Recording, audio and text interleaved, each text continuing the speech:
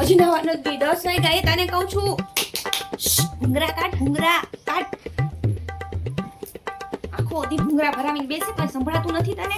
આ તારા ગેમની વાતો આખું ગામ સાંભળે છે. ધીરે બોલ ધીરે. જ્યારે હોય ત્યારે ફોન લઈને બેસી જા છો. ફોન મૂકી દે. મૂક ફોન. લાવ ફોન અટતી નહીં તને કહી દઉં છું હું. જા આમ નાવા જા. 10 વાગ્યા 10 નાવા નથી ગઈ હજી. કંઈક વિચાર તો કરો. હાવ 10 વાગ્યા સુધી રજા હોય એટલે પડ્યું રહેવાનું આમને આમ. જવા દે નાવા. અને ખબરદાર હવે ફોન એડો છે તમારી રજા વગર.